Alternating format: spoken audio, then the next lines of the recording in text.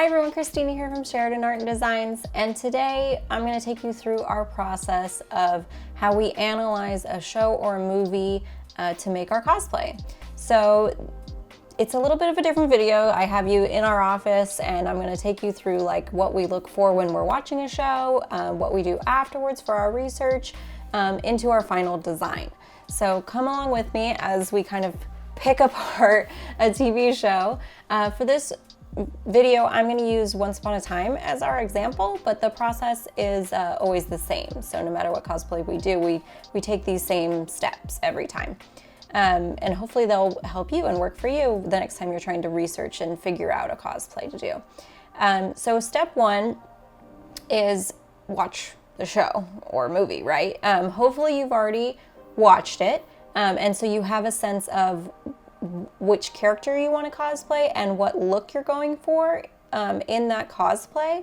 That will help you on a rewatch. So I always rewatch the show once I know, okay, we're going to cosplay this character and this is the kind of look we're going for from that character. So if the character has one iconic look, that's a little bit easier versus if they have a whole wardrobe of look and you're trying to kind of piece together one that works for you. You will have to look at kind of a broader range of things, but the one iconic look is always easy because they're not changing, and it's easy to kind of piece together from a lot of different episodes if they're wearing the same thing episode to episode, right? So I'm going to use two examples, Captain Hook and Evil Queen in this episode. They are at either end of that spectrum, right? So Captain Hook has an iconic look that he wears throughout a grand majority of the show. And then Evil Queen has a whole wardrobe that she mixes and matches and rewears and matches with other things in her wardrobe. So doing a single look for her can be a little more challenging. So we are going to kind of mix and match some of her looks into our one cosplay.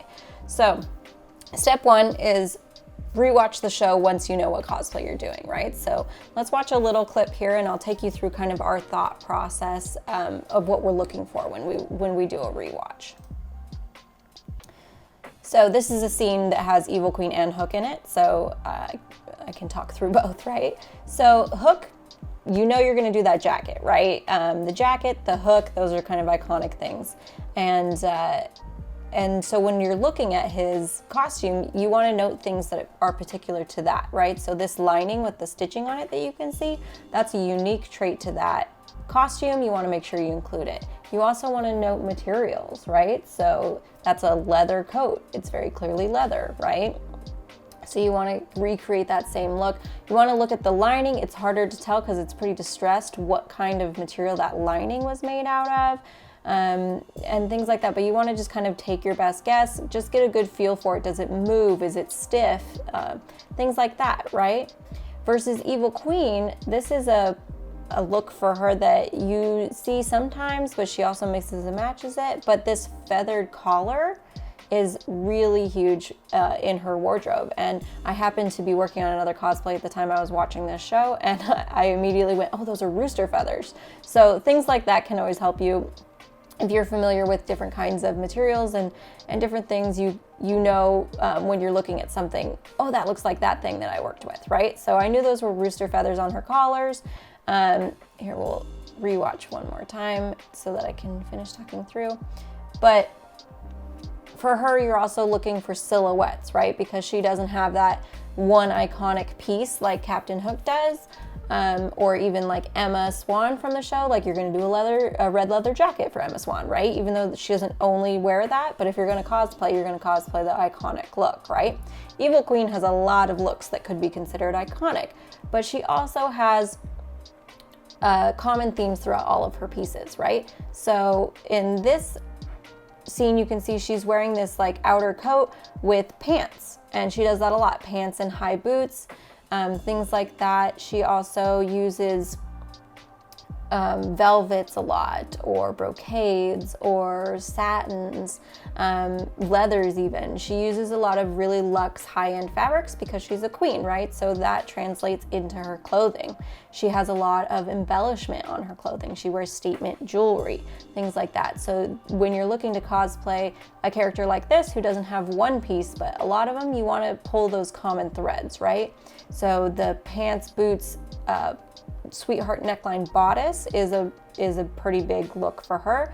All of her outer coats have very angular pieces to them, so her shoulders are always very sharp, her necklines are very angular, but she always has statement pieces, right? Her collars are usually big statement pieces, her sleeves are big statement pieces for her, so you want to make sure you're adding those in, right?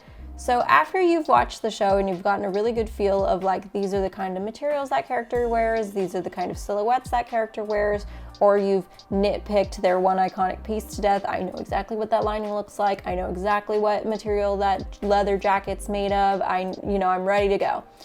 The next step after that is to put together a folder of images just from Google Image of the show, right? So just search Hook Once Upon a Time, right?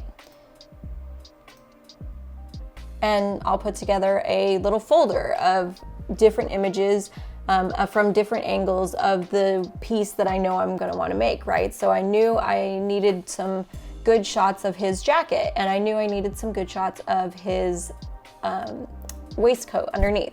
Now I knew that I liked the red waistcoat better, so that was the look we were going for. So I did pull down some images of that, but it's a pretty standard, double-breasted waistcoat versus this black leather waistcoat that he wears kind of more modern day.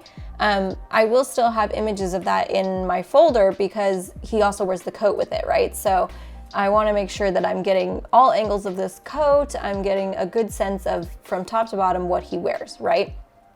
So I'll have all kinds of different images. You can see he also did this like more modern hook when he was in Storybrooke, but I don't save as many images of that. Maybe if the hook has a good angle on it, something like that. But you want to just pull all different kinds of images so you get a lot of different angles, a lot of different views of that same piece, so that when you're working through construction, if you have a question, you most likely have a reference for it, right? So like this shot here with him in the red waistcoat is a really great shot, but I don't see things like the details on the pocket flap or the back of the coat, things like that. So you want to just pull a bunch of different images together so that you know when you're piecing it together what those things look like. But these images give you a good idea of what kind of things I'll pull, right? I want to see the stitching on that lining. I want to see his cuff length. I want to see how many buttons he has running down that coat. I want to see, all different kinds of details that you're going to have questions about as you're constructing, right? So Hook is pretty straightforward because I need pictures of this, right? Versus Evil Queen, she has much more variety. Sorry, this is also, I'll do a sketch afterwards, right? So I skipped ahead. So after I do my images, I will just do a quick sketch of the pieces that I know I'm gonna make, right? So I knew I was gonna do red waistcoat, pirate shirt, jacket, right? So those were the main pieces I was constructing. I just did a quick sketch of them so that I knew that this was what the design I'm going with was versus all of my reference images, right? So Evil Queen was a little bit more complicated because she doesn't, like I said, have that one piece like Hook does. She has a whole wardrobe of really strong looks, and you certainly could carbon copy any of these, right? So you could just say, I want that look, and you could try and recreate it exactly. What I decided to do was kind of mix and match pieces that I liked of each of her looks into our cosplay, right? So I liked the pants, high boots combo, so I knew I was going to do that piece of it. And then she almost always, under these like outer coats, has a sweetheart bodice underneath. So she wears this like sweetheart bodice and then the coat over the top of it. And that bodice is usually embellished. So we decided to do the sweetheart bodice with the pants and boots. So that was that taken care of. And then I just had to decide what I wanted that outer coat to look like. She has a lot of different variety, but some things stay the same, right? So those shoulder pieces are always sharp. She clearly has shoulder pads in her coat.